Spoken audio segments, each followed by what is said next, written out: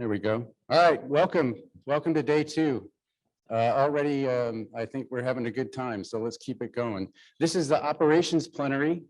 We are one observatory. We're working very closely together with Victor, Željko, Sandrina, Naren, and the whole team on the construction side. But we do have an operations team, and our goal is to get ready for operations so that when that thing is delivered, and you guys are ready to do science, we're ready to take it and make it available for you, the data available for you. So I'm Bob Blum, the Observatory Director for Operations. Just a quick reminder, if you do have any concerns, need any help, feel for any reason that you'd like a little extra help getting from one place to another, let us know on this helpline channel below. And of course, if you have any real concerns about behavior or something, again, talk to Andrew Connolly, John Franklin Crenshaw, or Alicia Schugart. And please respect your fellow colleagues' contact badge, and you're welcome to wear masks or not. We'll be happy to interact with you whichever way you go. And pay attention to those social batteries. I think they're still on high, but as the week goes on, some of them might get a little lower. Remember, if you're on Zoom, please do keep muted. You can send a chat asking for permission to ask a question, or you can just put your question in the chat and we'll answer it. We'll also look for hands, but sometimes we miss those, so the chat's probably your best bet. And on our side, we will ensure that people talking to a microphone so folks out in the Zoom area can hear us all. All right, let's get going. We have three parts to this plenary this morning. I'm going to give you an operations update, tell you what we've been up to and how we're moving ahead. And then our colleagues from NSF and DOE are going to give you a brief update on some funding opportunities that you will be interested in, I think, as we go from here into operations.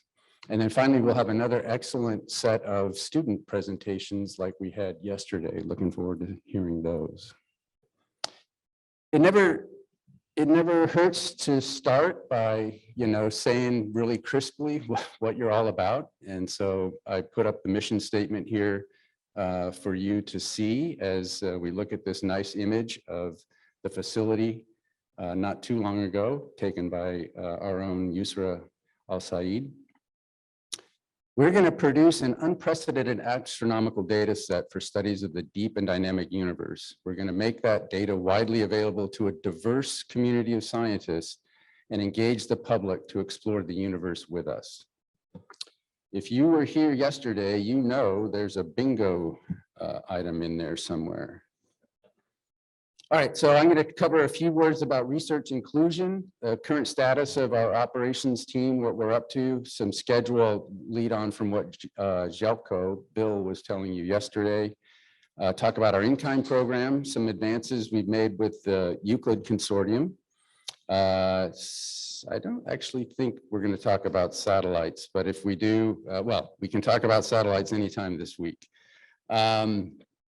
I'm going to say a few words about sustainability and real steps we're making forward there that I'm really excited about. And a few words about our education public outreach operations that's been launched. And then I want to talk about where our committees are at and certainly give a shout out to them.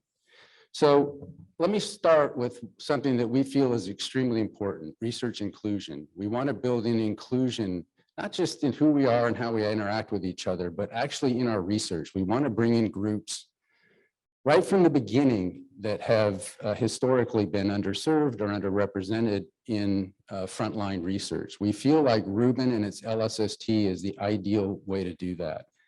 With this amazing data set, you really need basically an internet connection to participate. You of course need to be welcomed and invited into the group and supported, and that's what we're trying to do.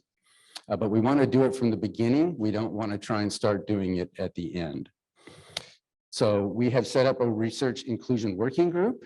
We're actively working with LSST Corporation and others, Noir Lab, in this group. We are supporting people with individual conversations, inviting them, for example, to this meeting and to participate. We'll continue to do that. And we hope to provide other possible areas of support going forward. We'll see how that turns out. We will certainly always provide individual and personalized dialogue to get people what they need. Even if you've never heard of Data Preview Zero, the Rubin Science Platform, or maybe even LSST, we will certainly help bring you in and speed you up in any way that's necessary. So if you have folks out there that are interested in science, interested in astronomy, but don't really know much about Rubin or LSST, please let us know and we'll reach out to them individually and we'll start talking to them. And if they want us to help and get involved, we'll bring them in. This is our group. It's a fantastic group. It's really one of the funnest times I get to have during the week or every other week or so.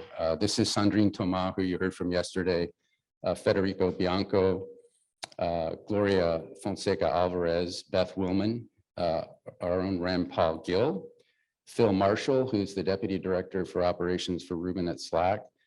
Tim Sacco and Darren Norman are both from Noir Lab. They joined our group by way of a US ELT, Extremely Large Telescope Project program at Noir Lab to build a best practices for inclusion work kit. And Darren may talk about that on Thursday, I'm not sure, but if she doesn't, you can certainly grab her at this meeting and ask her all about it. We're really happy to have her input. And Tim Sacco is a sociologist by training and helping us understand how scientists work together and can work better together. He has recently moved on, I think, to a Link Fellowship. So he's still in the sphere and we still glad to see him around. That's me in the lower left, Melissa Graham, who many of you know through this meeting, but she participates in our inclusion activities as well, and really important for the community science team.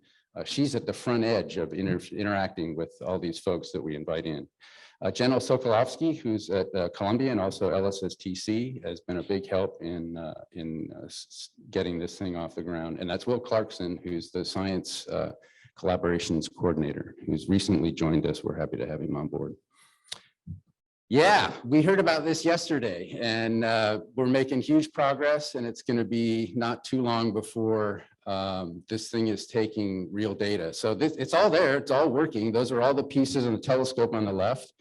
There's a few details. We need to put glass mirrors on there. There's a commissioning camera that will be replaced by the real camera, which is on the right. I won't really describe what you're seeing there because Aaron Rubin's going to go over that in detail on Thursday, but I think you can tell what you're looking at. It's a really giant camera with lots of pixels. And there's a filter coming in there too that Aaron's going to tell you all about.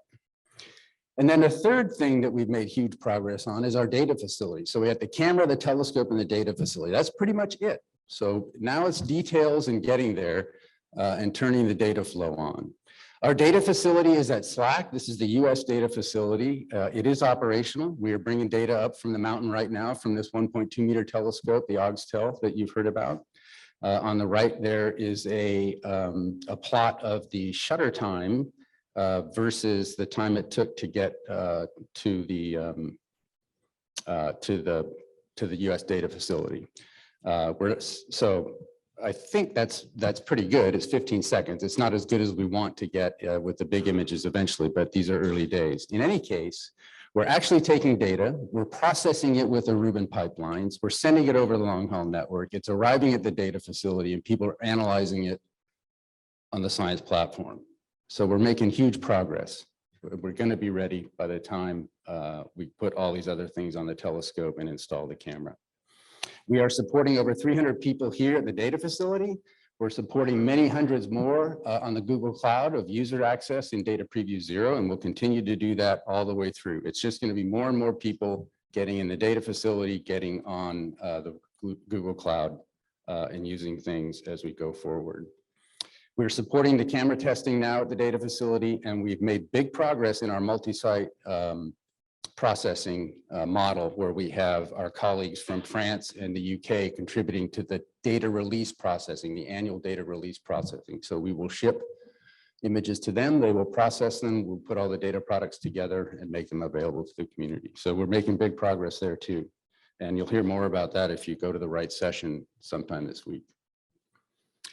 This is a slide that I borrowed from Sandrine Thomas. It's a nice timeline highlighting how important this year is, 2023. So we've covered most of this between yesterday and today already. but I'll just call out a few things. As Victor told you, we took over the telescope from our vendors. We're now moving it around the sky at night with these real M1, M3 cells. Soon we'll have the M2 cell on, and we'll finish that testing without glass. And then we'll start taking things apart and putting glass on later this year or early next year. That camera is a key thing, and we can't wait till it ships. We heard yesterday, hopefully it'll ship in November. Aaron will give us a real update on that later this week. And I know it's fully assembled and it's ready to go. We're just working on getting it cooled down, and hopefully that happens real quick. We heard yesterday, the first photon's about a year away now, and then we expect first light a few months after that, and we're looking at a mid-2025 or so start to the survey. Just a few quick bullets on the status of the operations activities or planning. In last December, not that long ago, we updated the survey cadence from our survey cadence optimization committee to a V3 baseline. They've made more progress. I'll say a few more words about that in a minute, and you'll get a real detailed update if you go to the session with the SCOC later this week. I'm not sure exactly when it is. In March, we had an annual review convened by DOE and NSF. This will be our fate going forward. Every year we'll meet with those fine folks and we'll tell them how we're doing, and they'll tell us how we can do better, and we'll keep going. So they were I'd say we got good kudos for the progress we're making. They've seen a lot of this type of readiness activity that I was just describing, and I think we're all moving in the same direction. We're grateful that they recognize that, and we're certainly grateful for all the continued input and suggestions for improvement that we get. And then finally, I'll say a few words in just a second. We will have another increment to the data preview coming out this month. Let's talk about the schedule real quick. As we heard yesterday, we update the schedule as events on the ground change things. We have a very detailed project plan, and then as those activities are forecast and done, they get crossed off, and as things happen, the plan gets updated. So we on the operations team watch very closely and coordinate with the construction project on what the current plan is. We assume there'll be something like a few months of contingency added to their actual detailed plan. Their plan is what we call the forecast. So that's just straight up the activities that end with an end date on a certain date. We assume there's some kind of contingency there, let's say 5 months. We believe that the period between when we take over as an operations team and when we start the LSST might have some contingency in that. So we add that in, and we end up with a plot down here that we continually update kind of month to month. And these are all the major milestones. You can get a view of this type of plot in RTN 011, which is a public document. And what it results in with these uncertainties is a block of time where you could expect a given data preview or data release, and that's what you're seeing here. If I break that down into details, mostly I put all these details in so you can download this and have this as a reference. I don't expect you to see all of this right now, but let's assume that we have first light late next year, as Jelko mentioned yesterday, and that the LSST then would start following on that first light sometime in early 2025. Then our next data previews would happen in late next year, as early as late next year. And that's DP1, which will be the first set of images anyone gets to work with from the camera from on sky. Those will be high quality images, but a fairly small set. So it'll really be about understanding what the images look like, how to access them on the science platform, et cetera. By the time we do data preview 2, which will actually come out after we've started the survey operations, that will be a real scientific data set that will have a significant amount of data products that you will be able to do science with. So that should come out in mid 2025 to late 2025, early 2026, depending on where we end up. And then the data releases follow after that. So the first data release will include 6 months of data taken in real full survey operations for the LSST. And then we'll take 6 months to process it and release it. Then after that, we're on an annual cadence for 11 data releases. The prompt data, we will, as announced yesterday, if you were at the SAC meeting, we will do some precursor data from simulated data for alerts to give people a chance to see what those look like and what time series data can look like in the science platform. It'll also let the brokers see a real alert package or alert packet from us.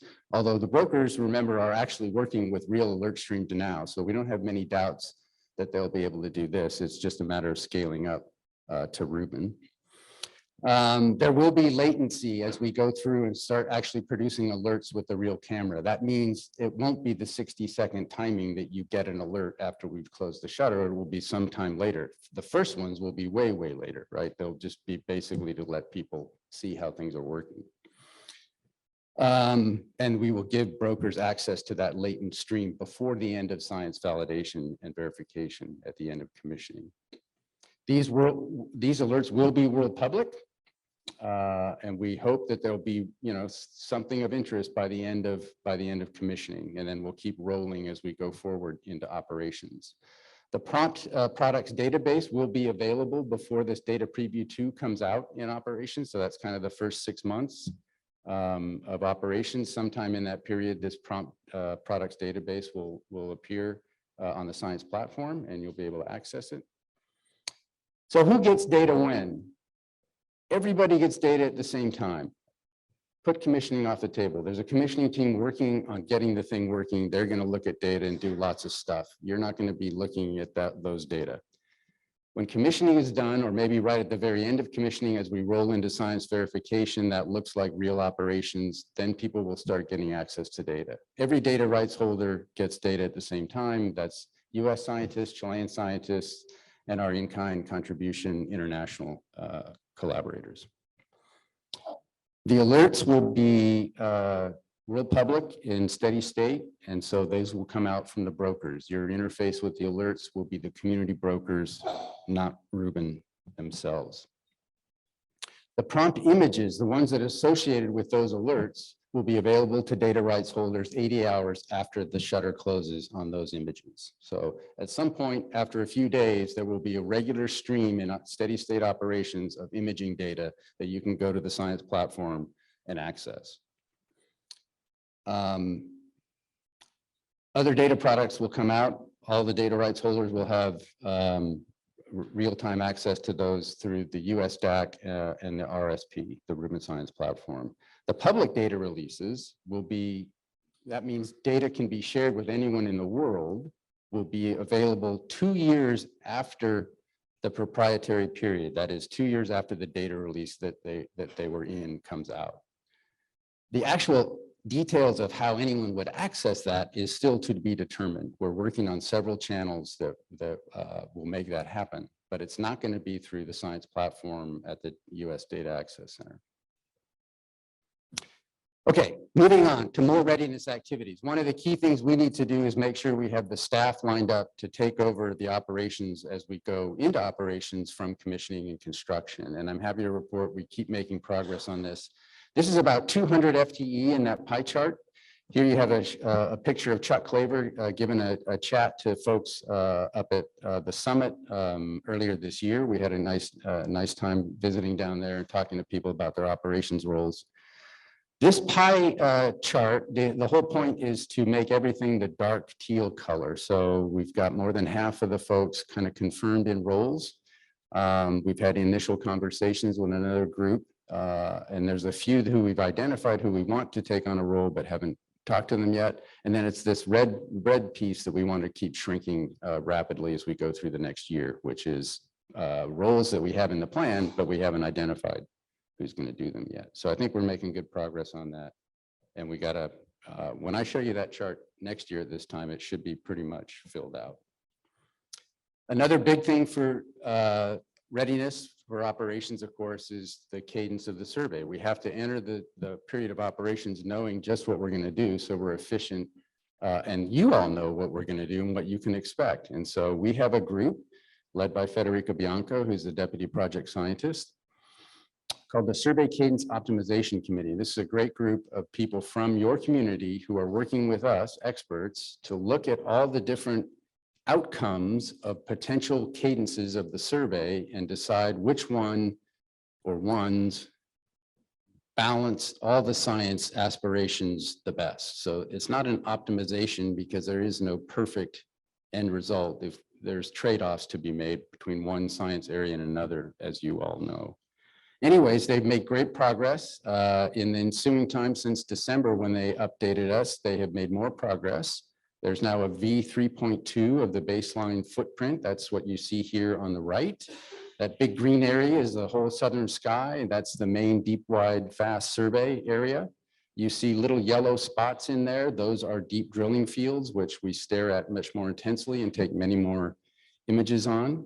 And then there's these other mini survey or other areas that are in purple, like the North Ecliptic Spur, the plane of the Milky Way and the South Celestial Pole, that have fewer but still significant number of visits. And those are the things that we balance. Now they arrived at a set of 9 things after this version 3 earlier this year that needed further work to flesh out. And they're actively working on that right now. And I'm sure you'll hear more about it on the session on Wednesday from Fed and Lynn Jones, who's our scheduler scientist at Rubin.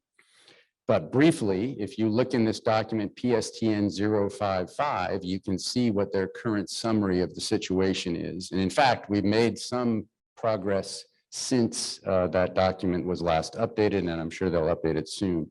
For example, we have decided to switch between U and Y primarily as we go through the change in lunation from dark to bright. Some things we'll need to get real data on sky for. So for example, whether we do 1 by 30-second visits to a point on the sky or whether we do 2 by 15 for a visit is still to be determined. There's a number of things. One of the key ones is whether we can confidently remove cosmic rays from a single image. We think we can. We want to verify that. There's a few other issues that might push the decision one way or another, and we'll work with the SCOC, the SCOC, to make that decision when we have real data. I should say that there is a significant savings to the survey time available if we can do 1 by 30 seconds. So that's a key thing to try and work out. We could rebalance exposure times in individual sets of filters if that's warranted based on what we learned from real end-to-end throughput in the camera system. So that wouldn't be a dynamic changing of exposure times based on observing conditions. It would be I-band filter, we're going to observe less than the U-band filter, for example. We're already doing that, but the I-band less than the R-band or something like that. That could also add more time to do other things or other cadences, more visits in other filters. So it's an important thing to figure out. Finally, that we have convened or will shortly convene a number of working groups to address a certain subset of remaining issues. And one of them is the rolling cadence. This is whether or not you uniformly just keep covering the sky or whether you concentrate for some period of time on a smaller portion of the sky, do most of the survey there, then move on. That's the rolling cadence. How that impacts uniformity over time is an important aspect that we want to understand. The galactic plane, the final footprint in the galactic plane and what the filter balance there are key things that we need to do. And then actually how we look at the individual cadence within a deep field is something that we need to clarify. Okay, we have had a very successful run of this so-called data preview 0, which is simulated data that our colleagues from the desk enabled us to put out on the science platform. We actually used it very successfully to test out our pipelines and our processes as an observations team to put those on the science platform and process them with the Rubin science pipelines in our own workflow. So that's been going on for a year and a half or so. And we culminated this summer with a nice summer school that's pictured there on the right, that we had a number of folks come and continue to work on that. That was with the actual data set DP 0.2, the one the Rubin team processed themselves. And we're adding another increment to that this year. You may have remembered us talking about it at last year's PCW. And then by the time we got here, we've been able to work with our colleagues in the solar system community, in particular folks at University of Washington as well. They produced a synthetic solar system catalog, which we've now put on the science platform as DP 0.3.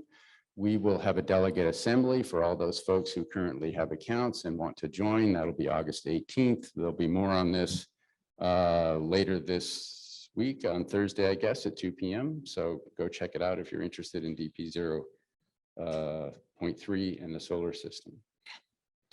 We're making great progress on the Inkind program. We have data rights agreements now, both from the Aura side and the Slack side, that have common terms and conditions, and we're basically ready to put those out. There's a few things we're working on administratively. I don't think anyone has a major issue right now with the terms and conditions, what they look like, what the scope of the program is. This is all about crossing T's and dotting I's. And so hopefully, if you're out there today listening to me and you have an in-kind program and you're wondering about where your DRA is, it should be coming very soon. And I know I've said that for a long time, but I mean it. Let's see. There are two major processing contributions from the UK and France, as I mentioned earlier. Those will be separate from these specific DRAs and will be executed as annexes to international agreements between our agencies, in particular DOE and STFC, I think, and CNRS in France. We are developing plans for further in-kind program contributions. The main point to make here is they will fundamentally be based on, one, that we have satisfied ourselves the current program is under control, that we understand it, we have these data rights agreements out, that we see that it's effective in producing the kind of value to the community, that we want it to have. And two, what are we missing? So this is really important for you all to tell us what are the things that, for whatever reason, we don't have access to now that we could get if we had some other in-kind contribution from an international partner that wanted to deliver that, or a US group that we would help enable that too. So these will be limited and competitive. We will eventually put out, based on your input, what we think we want people to respond to, and we'll ask for that response and we'll see what we get, and then we'll review them and we'll move ahead. And we consider some kind of ongoing process here where we could continually add a small number of contributions going forward every year. By no means do we think we're, repeating the current in-kind program, which was very successful, but also very large. We have 40 some odd programs and 150 contributions. Okay, so look to more information on that soon. A few words about Reuben and Euclid. We've been collaborating with our Euclid colleagues for quite a while, actually. In 2021, we put out a Reuben Euclid derived data products initial recommendations document. This was science-based and it was community-based. We had hundreds of people from the community working with a working group of about 25 people from both Euclid and Reuben communities. They looked at different science cases and wrote down what kind of joint products would help them do more and better science. And these were things that are really simple that we call tier one, things like putting the catalog entries together, down to things that are really hard and take a lot more time and we don't really even know yet how to do, like starting from each pixel set and jointly processing the data to get new photometry from the bottom up. So we continue to work on that. Incremental progress, we have agreed with Euclid to share the data in a deep field. So the Euclid Deep Field South is a Rubin deep field as well. We will simply share the data sets from both those programs with both communities. Okay, we're not doing joint analysis. We're just making the data available for each. We expect actually that will lead to people working with the data and telling us a lot about how things could be combined. And we also now, so we have an MOU to do that with them, and Euclid has launched, so that's coming, and we're running downfield, getting close to first light. So we're going to have data in that area too. So look for that in 2025. We have worked, now we're working on a second activity, which we call the implementation phase. We're setting up a working group again with our Euclid colleagues to look at the details of how we would actually jointly process and deliver data products to the communities, what it would cost, and eventually, if we're successful, putting in new proposals to different funding agencies to make that happen. So that's a big lift. We're just starting, and we'll talk more about that with you as we go forward.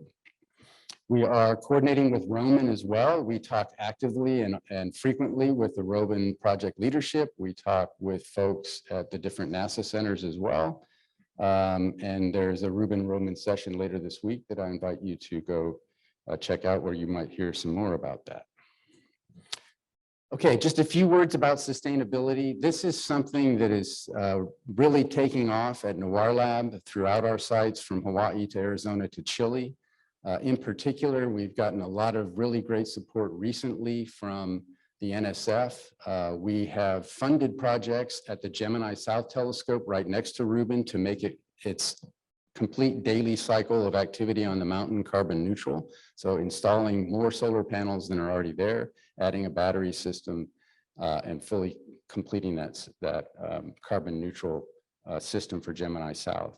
At the same time, we're using that experience to set up a proposal with NSF to do something similar for Rubin. Rubin uses a lot more energy, and we're not actually even sure in steady state how much energy it's going to use. We think we have a conservative estimate. So our plan is to implement first about half of what it would take to make Rubin carbon neutral on the summit. And that's what this one of these blue squares on the summit image here you see on the right. That's looking down, you see the telescope facility there in the upper left. And then down below it, if you've been to the site, in between where the casino where we eat lunch and breakfast and the facility, there's an area that we would propose to put solar panels up there. So we're actually pretty hopeful that we're going to hear something positive about this soon, and we'll let you know. But our long-term goal is to continue to make our operations more carbon neutral, more energy efficient. This actually includes working in our base facilities as well. It includes working with a brand new data center at SLAC, which is LEED certified and very energy efficient.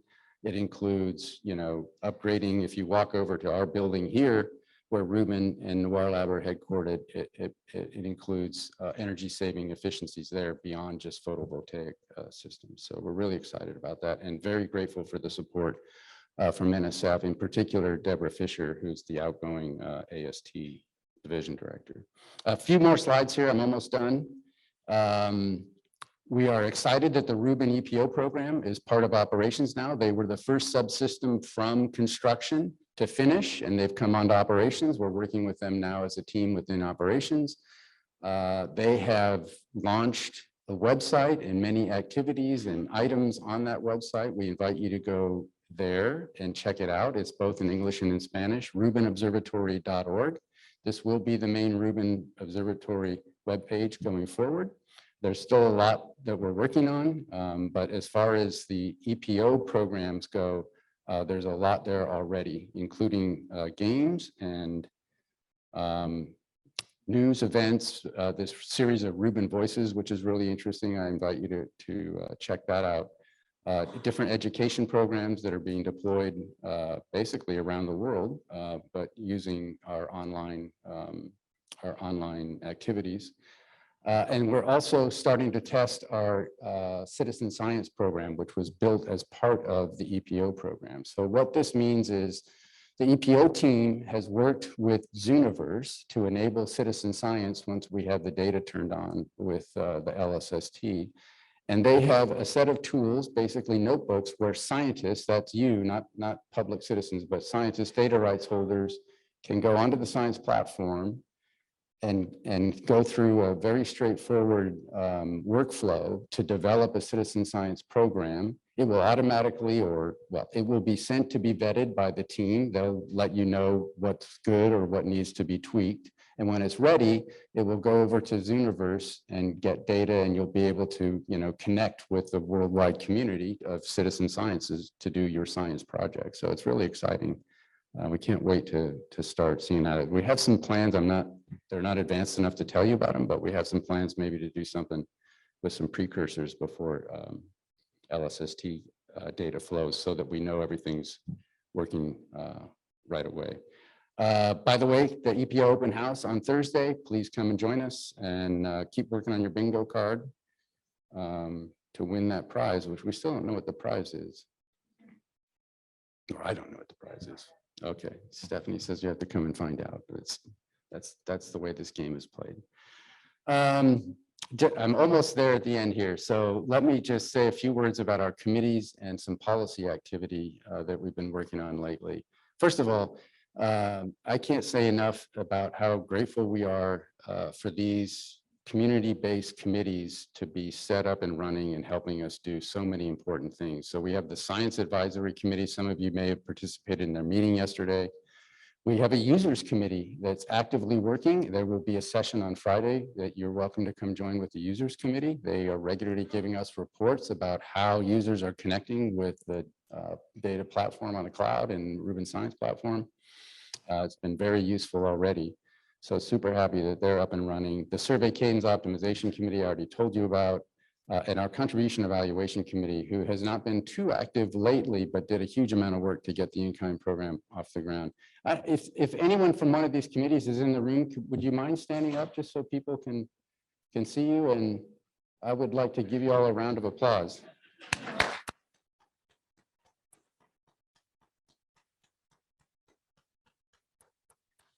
Thanks, folks. And if you're online and you're on a committee, turn your camera on and say hi. We really appreciate what we're doing. We have a few more committees that we need to get up and running this year. We hope to get a data policy committee out. This will help us manage issues that come up with people accessing the data, using it as we go through the survey.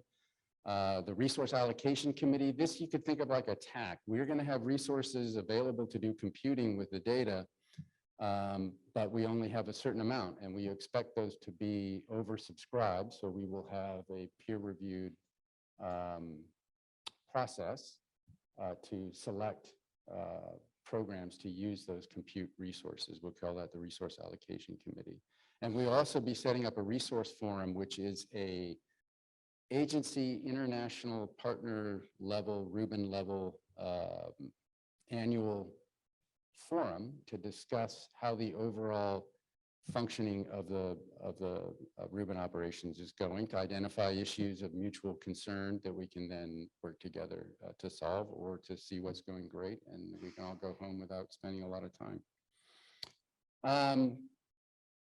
Phil Marshall is always looking out for you, and one of the things he's been working on lately is a values statement for Rubin Observatory. We're sincere when we say we really want to hear what you think about the values for this observatory and what's important to you. This is necessarily a difficult process to get lots of input and come up with something that's crisp and concise, but we're going to try. So we have put out a value statement. It really comes from some of the things that you've told us already. It comes from our partner organizations, Noir Lab and Slack and other places. But we want to hear what you think about it. And we want to hear what you think our values should be as we go forward. I hope that you will agree that we're pretty close, or that we've at least said good things. But there is a comment period, and that link here is live, and you can make your comments. Okay, just one real quick slide. These are some things that caught my eye that are really pretty operations related that you might want to think about. I hope you went to the SAC if you were here yesterday. There's an Allies Across Rubin support session today, right after this session, so look for that. There's early science, which will be an important topic for those of you, especially who want to kind of figure out how to put in funding proposals and when data will be available, that kind of thing. If you want to talk to us about what we're thinking for celebrating the end of construction, and this is going to be a big deal, it's going to be really cool, but it's really hard, come and talk to us today, this afternoon. Rubin Science Medley, we will introduce some new Simone NSF scholars, and our colleague from NSF is going to say a few more words about that in just a minute. There's Science Collaborations Plenary tomorrow, so don't miss that. We believe this, anyone can use Rubin that's in our community. You don't have to be part of a science collaboration, but we believe your best bet is to get involved with a great group in a science collaboration. That's a way to get lots of support, understand what the science problems are. And so if you have any questions about that or you're new, talk to us and we'll set you up with someone to talk to in the science collaboration. Those are wholly driven, operated, governed by themselves, not us, but we support them and they support us, obviously, by doing science and contributing to all our committees and other things. The Inkind program has a big session tomorrow, so come see us there if you're involved in Inkinds or you want to learn more about it. 2 great keynotes on Thursday. Aaron Rubin is going to tell us all about where the camera is, and you're going to be amazed if you haven't been watching images of that yet. And Darren Orm is going to talk about many things probably, but at least the part I understand is she'll be talking about research inclusion and how we get, how we as a community decide or work to who gets to do the science that we all are providing. I think it's a super important topic and I hope you can see that plenary. The users committee will wrap us up, close to wrap up on Friday, and then we'll have a group wrap up about everything we've heard this week later on Friday too. That is all I have. I'm pretty sure the summary, but I've just said most of that, so I won't waste any time on that. Look, everything's coming together, so get ready now.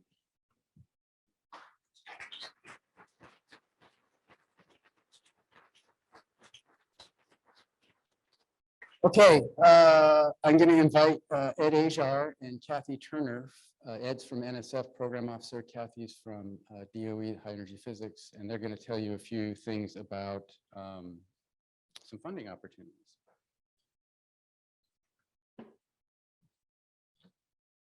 Thanks, Bob. And we have 15 minutes, so NSF and DOE share things like this, so this is great. We're about roughly equal partners in operations, so I'll make sure that I give you at least the last minute. Say something. Anyway, I just have a few things. Mostly, I want to just bring your attention to some new things, and the old things are kind of what the community is used to, and we don't have that much time. But fundamentally, there's a new program that we have started that not like an official program, but it's an opportunity that Charles Simone has provided by a generous gift that we got a year ago, and I'll tell you on the next slide where we're going to be in the next year. But what we've done with that gift, we took $1 million and matched it with of the astronomy funds. And so we're here to kind of announce a little bit prematurely, because this is the best we can do at the moment, because we're not done with our funding cycle, and the first Simone NSF scholars. And so you'll see that we have 3 programs that this is happening in: our astronomy and astrophysics postdoctoral fellows, and our career program, and our usual AAG astronomy astrophysics research grants program. And so there's a couple more names that are still pending. So I don't want to just announce names and just show you here what they are. I want to emphasize that it covers all areas of astronomy and astrophysics, as we do in our division. And we're really just taking the best things that come through. We're identifying them ourselves as this is something that is for Reuben and LSST type science. And we're happy to put our Simone NSF scholar name on this. So there's 2 more pending, and there are lightning talks today, as Bob already mentioned, at 4 p.m. So please be there and hear, and I won't steal any of that thunder. So just to let you know what those are coming. So Charles, and in case you don't know, right, the telescope itself, the physical telescope, is named for Simone Survey Telescope. And he, recognizing his generous gift many years ago, right, to get a lot of this program going. And what he's going to do this coming year is give us $2 million more. And we're going to double it again. So there'll be $4 million total available. So we expect to make 8-ish awards. It could be more or less, depending on the size, of course.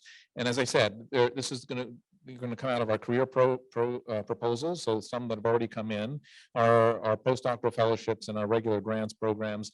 And it will support proposals with focus on Rubin science, including theoretical work and simulations, so you can do preparatory work, right? But we're getting to the point where real data are going to be coming soon. So it's a very exciting time when we're all been waiting for. And the emphasis, again, is for support of early career scientists. And so that means, within 10 years of your PhD, within, 5 years from tenure. So if possible, it just helps to quickly identify these. If you add Rubin, it's not required, but if you add Rubin or LSST to your proposal title, it just makes it a little easier. And you'll see the last one, two of them just happen to have them in their title. So the contact for this is Luca Rizzi, who is here today. I think he couldn't make the session, but you'll be seeing him, and we'll be back tomorrow. So if you have questions, please come talk to us, but there's nothing special you have to do. It's just propose great science. It'll be recognized, and we will hope to name Simone NSF scholars next year as well, and finish out this one coming soon. So there's another really great opportunity, and the AI institutes, right? There's new AI research institutes. The solicitation now finally hit the streets last week. So it is NSF 23610. You can read all the details there, but fundamentally there's several themes, but the theme one is support for AI for astronomical sciences. Can you imagine? This is long overdue in my opinion. And the awards will average up to $4 million per year for a 5-year award. And so that totals, there'll be a total of up to $40 million available. The Simons Foundation is funding half, NSF is funding the other half. These are not things you put together in a few minutes, right? These are complicated proposals, and I expect that our community will easily get one or both of these. So, but I'm encouraging anyone who doesn't know about these things, find out more, get involved right away. We should be able to get both of these awards and get every dollar of that's out there. So the contact is Andreas Berlind, who's relatively new program officer at NSF. He is permanent, so some of you may know him. He has certainly worked to get the word out ahead of the solicitation coming out. We've been working to do that. I talked about it at the desk meeting before the thing came out, but it's out now. So any details are there. Please, any questions you have, don't hesitate to get them addressed early. It's a big process, but a year from now, roughly, we should have those named. So we're looking forward to that coming up. So please come to a special session Wednesday at tomorrow, 11 a.m., right? This, Bob also already mentioned this, right, on support for small and underserved institutions. We have more information. There's a couple of other programs that some of you may not be aware of. So we'll make sure we talk about those a little bit as well. I think this is all I had, right? The other things I would like to mention to you is that Rubin Observatory, right, how LSST is going to work, what's exactly funded by the agencies and what isn't, is confusing not only to our own community, but certainly to people not involved with this. So reviewers who are not aware, and we've talked about this in previous years, we have to train them. So it's my job. I have to train other program officers at NSF. Hey, this is what we fund on our operations awards. Here's what we don't fund, right? Which is, as you know, most of the science is not going to be funded directly from that. I mean, the calibration, all that tremendous amount of science is funded through operations, right? More than what's ever been done before. But many of the things you're going to do with the data, what you're going to do with these catalogs, what you're going to do with the images is not funded.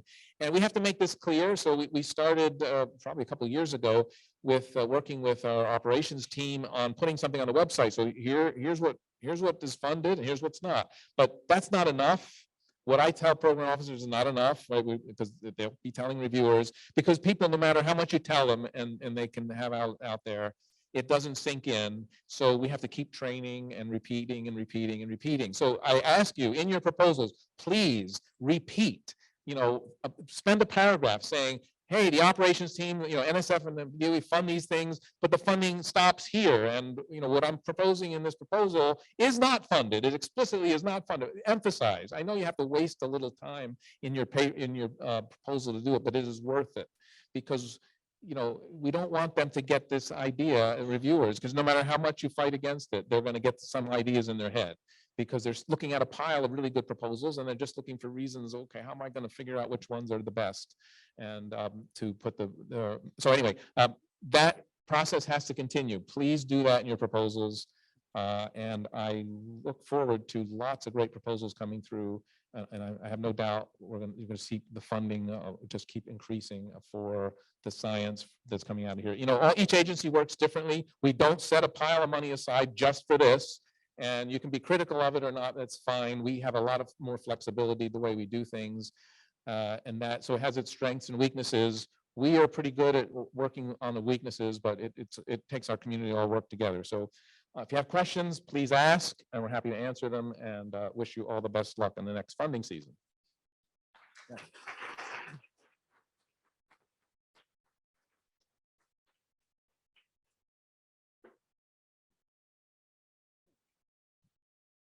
So I think Ed left me like at least 2 minutes or something. Hi, I'm Kathy Turner from DOE Office of High Energy Physics, and I just wanted to go over the DOE, how we work, just for a few slides, and then some funding opportunities. I am going to have to go real fast here, so you'll be able to get these slides in the talk later. So I'm one of the program managers in the Cosmic Frontier, and the others are listed here, Brian and Chris. As I go through, if you want to look at the full list of funding opportunity announcements from DOE Office of Science, you can see the website here. So the mission, DOE is a mission-oriented agency, and we have specific things we do.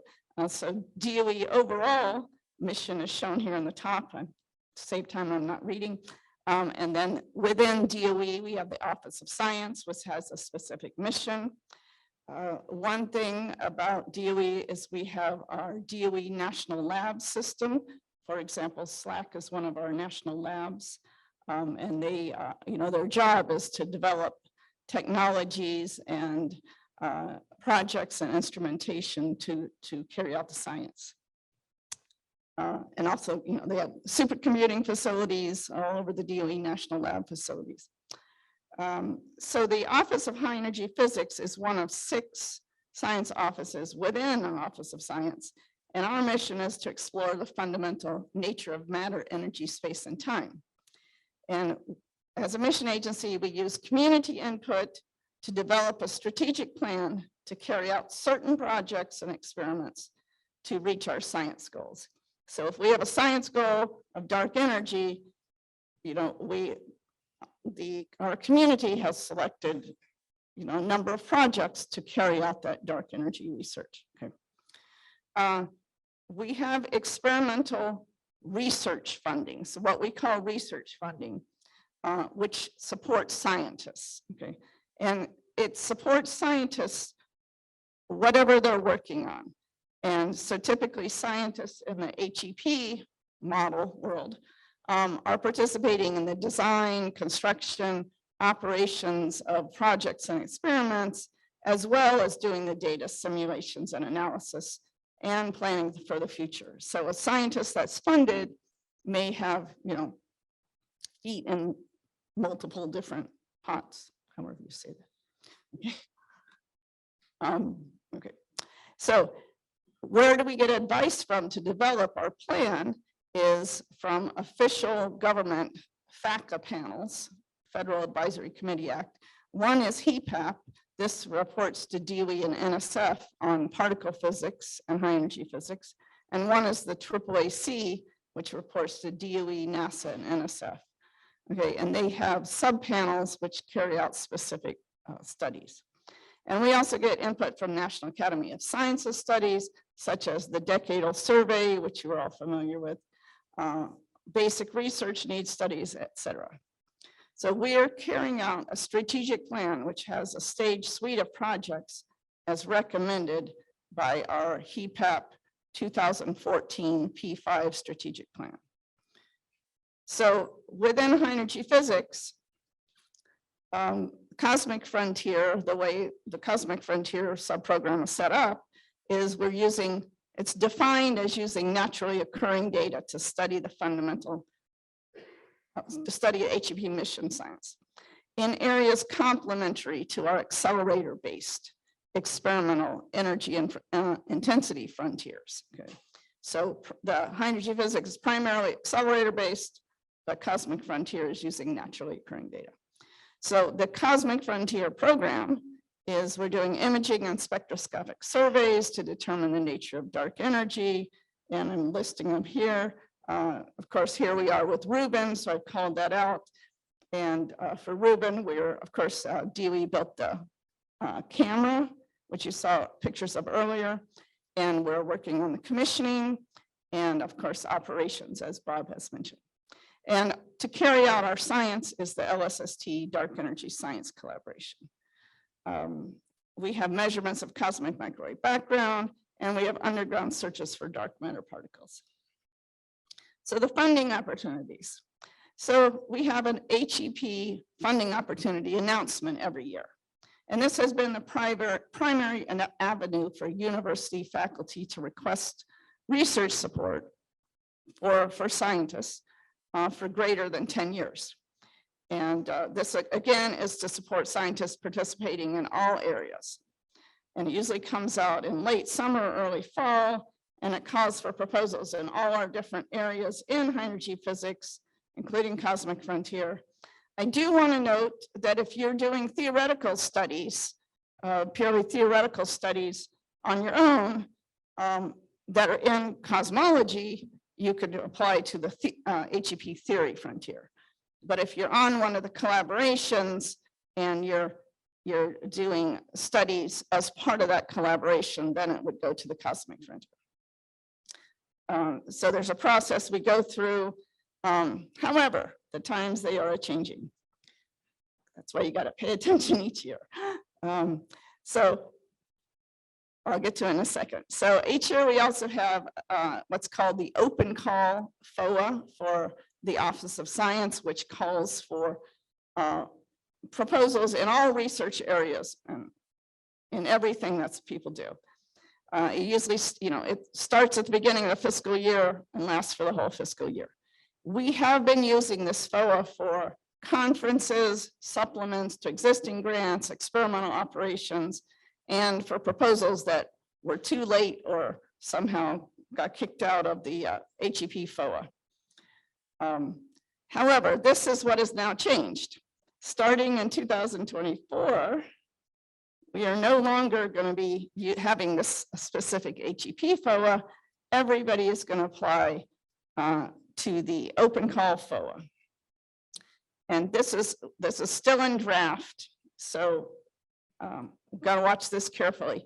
But basically, if you're applying for the HEP research funding, you need to submit your proposal by about December 1st. And then we will, when we collect all those for research funding, we will have still the comparative review panel to look at all those proposals. So this is, I know, this may be all very confusing, but let's see, keep going. We have an early career research program and for early career awards. And this is for people that are typically within 10 years of receiving their PhD. This is a highly competitive program, more so than the standard research funding. But anyway, this had been extended to be 12 years since your PhD, but it may revert back to 10 years. So, as I said, all this is very confusing. Things are changing.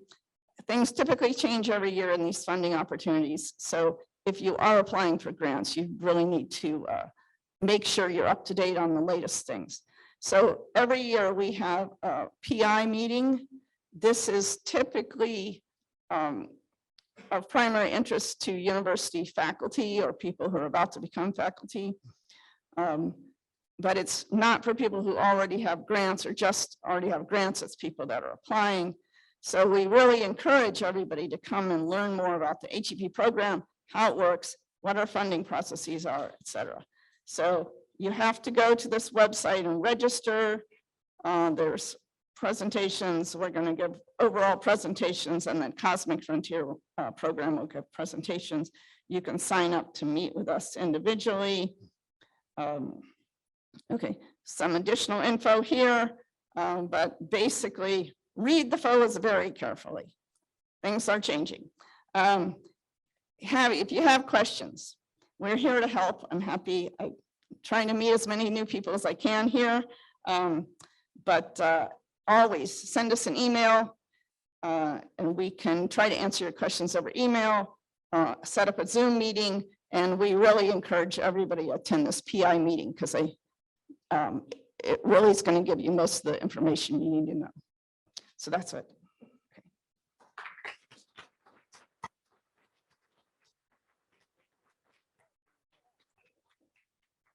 We'll take just a few minutes for you to ask questions, either of me or the operations team or our NSF and DOE colleagues. So are there any questions on the chat to start? Nope. Any questions in the room? If you have one, step up to a microphone and all right, Will.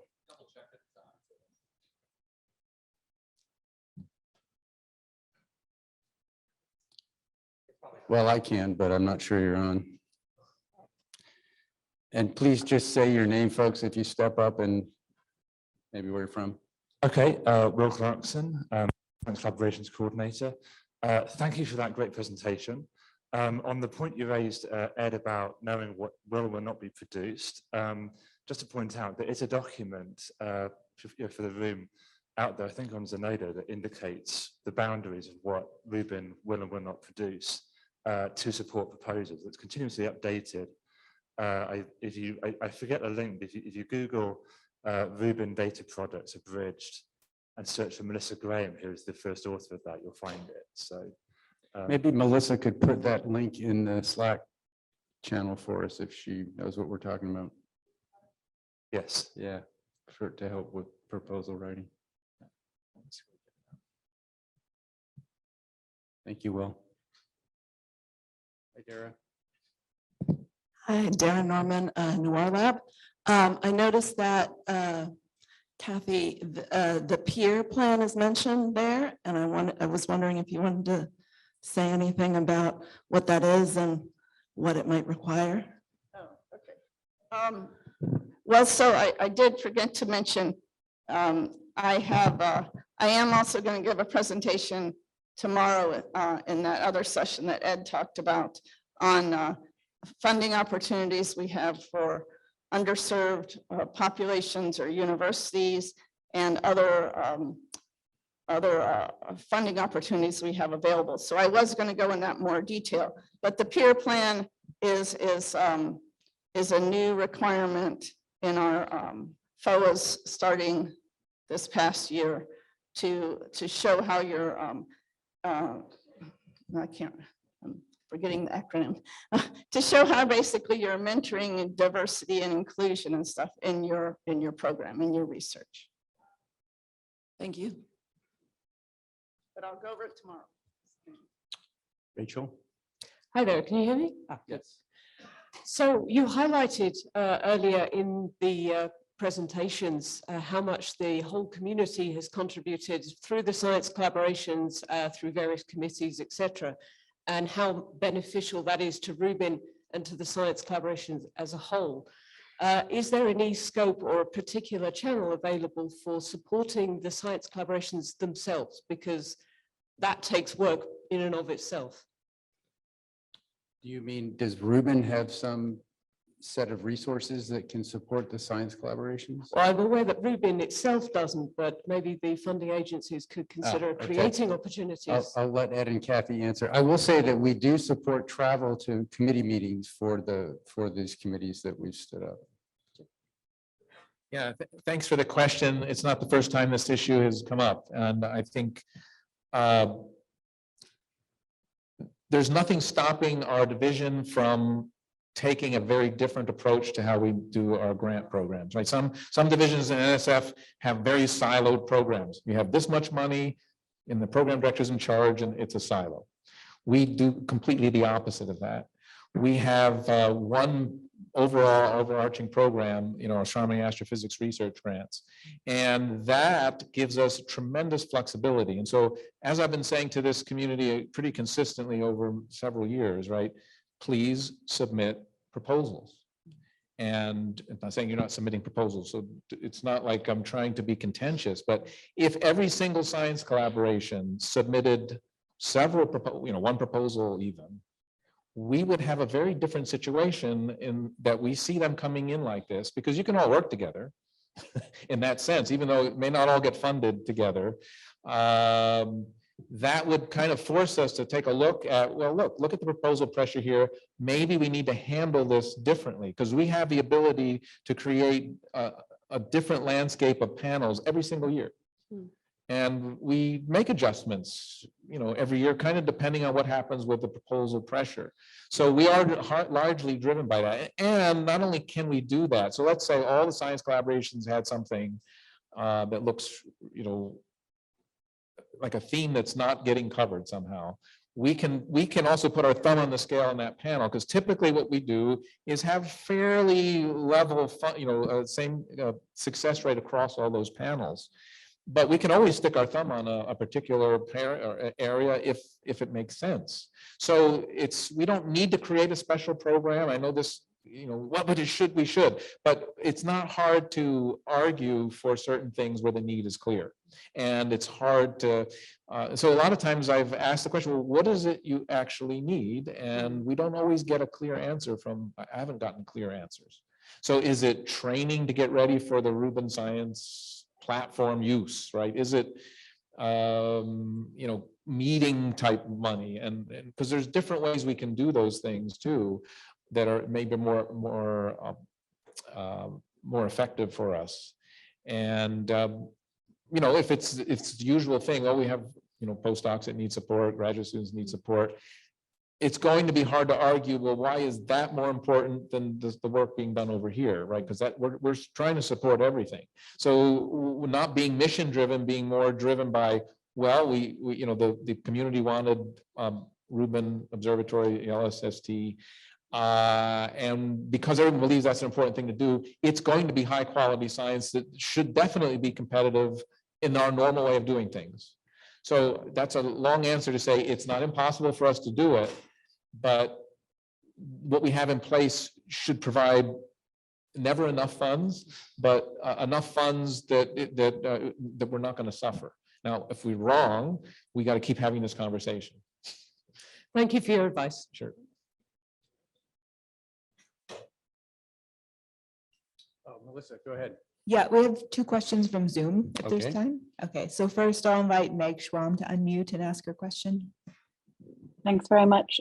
Bob, it's really exciting to see everything that's happening in DP 0.3 and all this stuff. And I wanted to ask about what operations team is thinking about and the outreach team and communications thinking about spring 2024, when it's really the first opportunities both with ESO and GEMA to put in large programs to start doing, apply to do follow-up, right? And so just thinking about how we can best communicate to tax both outside of the US and within the US, the information and relevant, things. So I guess I was just wondering, has that something the operations team thought about, or the communications team, of updating websites, making it really clear about the construction schedule and when, going from, the dates of when construction ends, predicts ending, to operations, to make these things really clear and information available so that it makes it really easy for proposers to be able to explain why we're asking for time in, 2025B versus 2025A, for example. So I was just wondering if it has the sort of, as operations started to think about those sort of slew of proposals, or how to support us as we put those in, or start putting those in next spring. Thanks, Meg. Glad to hear you online.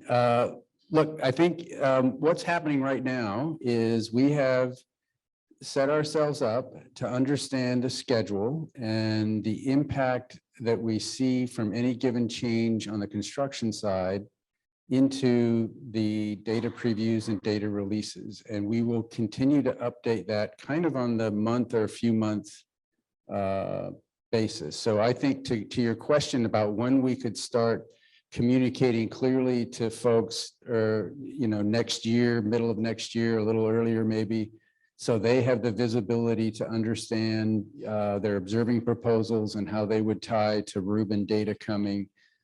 That is something that we will continually do on kind of this quarterly basis. I would say going into next year, the first big communications will be coming out at the AAS probably, and then forward from there. That should certainly include the successful shipping of the camera, which will be a major milestone, not only for the construction project, but to start to anchor what we see as the operations timeline. So my answer is, I think we continually update you all and stay aware of these other longer term dates that still need some certainty to be able to launch on things at the right time. Phil's waving his hand at me, but you have to step up to a microphone if you want to say something, Phil. All right, just to add to that, for everyone who's applying for either funding or telescope time, it's a great point, Meg. RTN 11 is your guidebook. This is where we keep the operations milestones. Leanne's going to update it every time there's a scheduled workshop. We're listening to Keith about the on-sky commissioning plan, and we'll just keep updating RTN 11 with higher and higher fidelity. So that's your go-to reference, I would say. And that's right. RTN 11 will be updated. It has all the automatic schedule information in it that we set up. So as soon as we know something's changed on the construction project or milestone's been hit, we can update that document, and it's current right now. Can we go over here and then to the next one on chat? Go ahead. Hi, I'm Joe Santos, one of the undergrad students. I have a question for the operations team. Are there any problems you foresee that isn't related to the construction that might delay the release of the data previews and such? That is an excellent question. And I would say we are so heavily focused on getting the system up and running that we have not identified specific things. Well, I would say we've taken a look at everything we're doing for operational readiness. That's the key thing that I was talking about. And I think we have all the tall poles in hand. We know what the survey cadence will be. Certainly our staffing level and our staffing plan has to be right. I would say if there's one place where we're going to be challenged right alongside the construction project is on the overall staffing effort. It always seems like it's a little bit less than you need when you get when push comes to shove. And so the team on the mountain and in California are doing everything they can to get the system built and delivered. Their schedule gets compressed. It's maybe takes a little more effort to keep things running than we would have planned naively a year ago. And so having more people and more time is going to be the challenge. So Thank you. Okay, Yogesh, go ahead, unmute and ask. Yeah. My question is for Bob. You mentioned that there is significant difference in the efficiency if you go with 1 30-second exposure versus 2 15-second exposures. So could you put a number on that? That's question number one, on the difference in efficiency between the two modes. And the second question is, what are the factors that are in play when you look at the two options, pros and cons for each of them? Federico Bianco will give you an answer to the first part, and then I think I need to hear the second part again. Right, the first answer, and Lynn, correct me if I'm wrong, is something of the order of 7% efficiency increase. I see thumbs up, I got that right. And, you know, there might be scientific reasons for still considering 2 times 15, like for example, if I heard the second part of the question correctly, for example, where the saturation limit is, and there might be technical reasons. So in commissioning, we will see whether it's feasible to do this, and we will evaluate all of these scientific considerations to proceed to the non-optimization that Bob talked about. Okay. And what was the second part of the question? No, the second part of the question is what Federico just answered.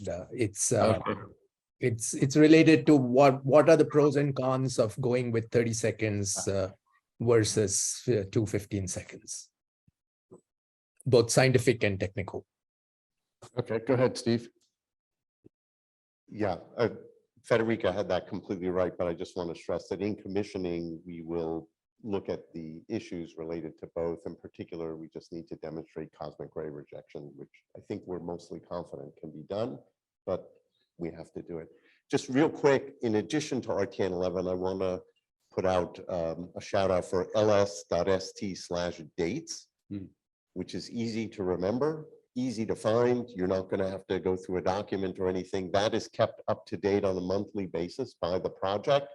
And then toward the bottom, you will see the dates relevant to scientists for approximately when there will be, when system first light will be, and then relative to that, you'll find out where, and that's done in cooperation with operations, of course, when the survey will start and when the data previews and data releases will be.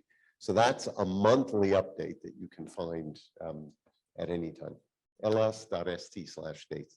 Thanks, Steve. Okay, I think we have run out of time.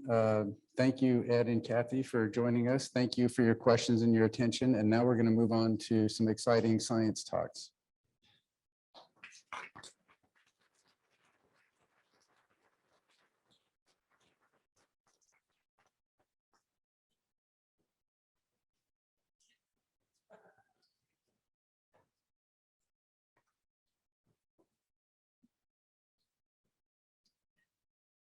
Morning, everyone. My name is Ryan Oakers. It's nice to see you all again, and I'm excited to introduce the second half of the students for their lightning talks today.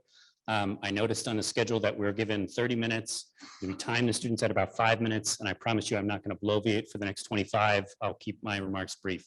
I just wanted to quickly reintroduce you. We had 19 students that have been supported to attend the PCW. I appreciate all the outpour of support that we got yesterday. It was really nice to see. Please remember that we have a breakout session tomorrow in the Sabino room at 2 p.m. It's going to be about career pathways for students. If you'd like to join us, we'd love to have you. We have a great panel. It'll be quite informal, and so I'm hoping we'll have a good discussion. Just a reminder, all of the student posters will be out on display in the hallway again for the next 30 minutes after this talk. And so again, I'd just like to introduce the second half of the students that you'll hear from today, as well as a couple of graduate students as well that will have their posters up for the rest of the week. So with that, why don't we get started and welcome students.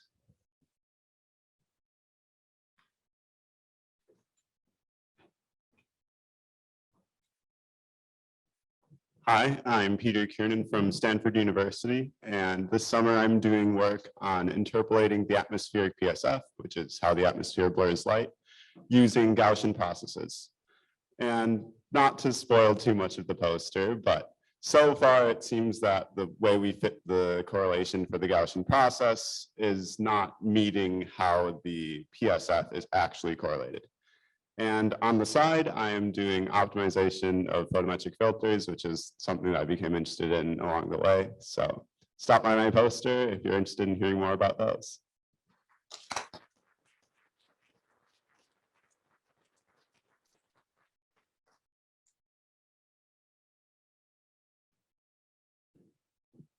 Hello, everyone. My name is Eloisa, and I am an undergraduate computer science student. And for the research that we are doing, we are actually studying the infrastructure that is going to be responsible to compute the photo-Z's for the Brazilian Inkind contribution. And we aim to answer questions like how long will it take to compute those photo-Z tables and how we can make it faster. So if you want to know what we have discovered so far, come to my poster so that we can chat a little bit. Thank you so much.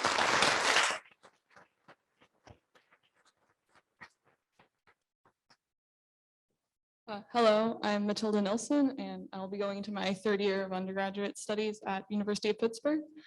This summer, I worked on analysis of data from a survey of type 1A supernova, and I've mostly been working on visual inspection of the images for their quality and alignment. And if you're interested in hearing more, you guessed it, come meet me at my poster.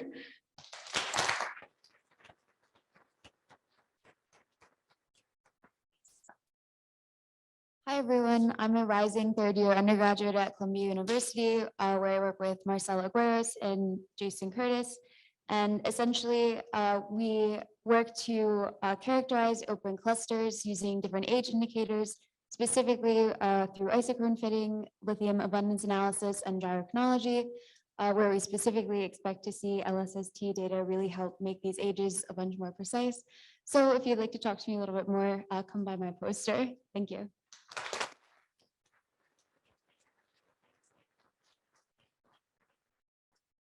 Hello, everyone. My name is Joseph Santos. I'm an undergrad student at Rutgers University working with Eric Weiser and Heather Prince. The question we're exploring is photometric redshift error or dark energy shenanigans. To be more precise, I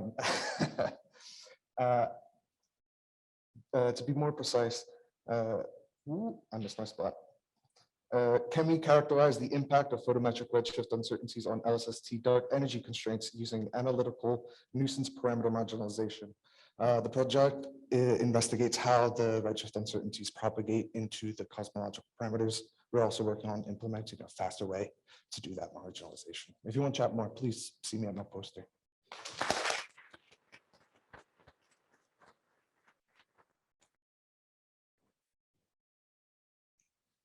Hi, I'm Sam Scott. I'm a recent graduate from Stanislaus State.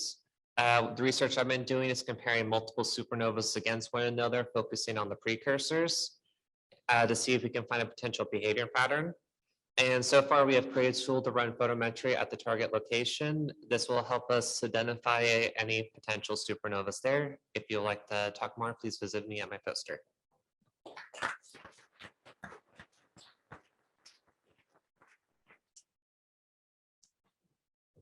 Hi, I'm Ved Shah. I'm a rising senior at UIUC. I work with Gautam Narayan and Kostya sitting there. I'm trying to answer questions about the kilonovae detection rate for LIGO 04 and also optimizing search strategies for future kilonovae search. Before that, I also worked on the Enro-Flare model for Elastic. So if you all have questions regarding any of these topics, please come see me at my poster. Thank you.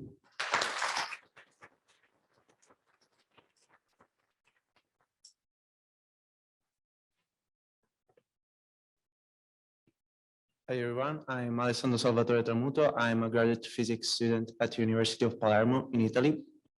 My research addresses the study and characterization of variable young stellar objects and the study of the luminosity variations and the physical phenomena behind them, particularly focused on the accretion process. Moreover, I used color and color magnitude diagrams to detect the accreting young stellar objects in a star-forming region and to distinguish them with the non-accreting ones. So if you're interested in this kind of topic, please come to me at my poster.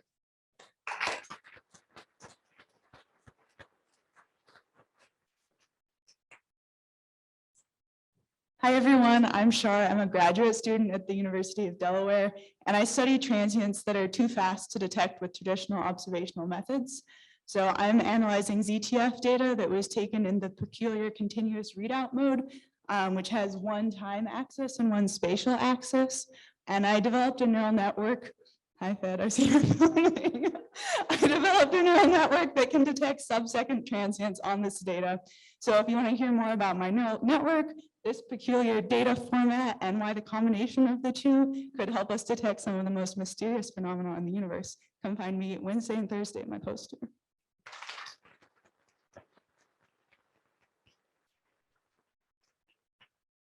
Hi, I'm Dan Poland. I'm a graduate student at UC Davis working with Tony Tyson and Adam Snyder.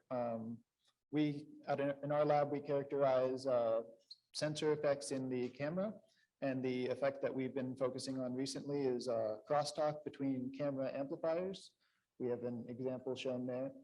Our optimistic prognosis after taking very high resolution data is that we probably will be able to deal with the nonlinearity and the crosstalk in the actual on-sky data. So my poster will be up tomorrow and Thursday.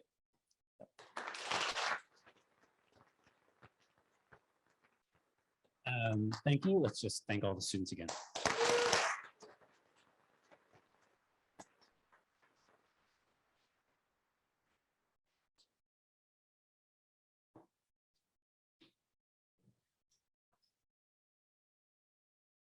Hi, everyone. I know you're looking forward to your coffee break. Just a couple of reminders.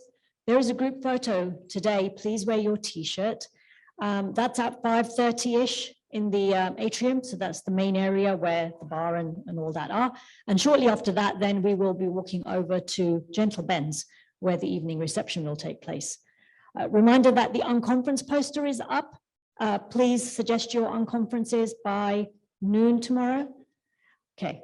And final reminder, oh, summary slides. So those of you that have sessions, please delegate somebody to do a summary slide for you. And those will be, that's the main focus of the plenary session that takes place on Friday. That's a wrap up of a quick 1-minute lightning talk for each session that took place throughout the week. All right, it's time for coffee break. Thanks, everyone.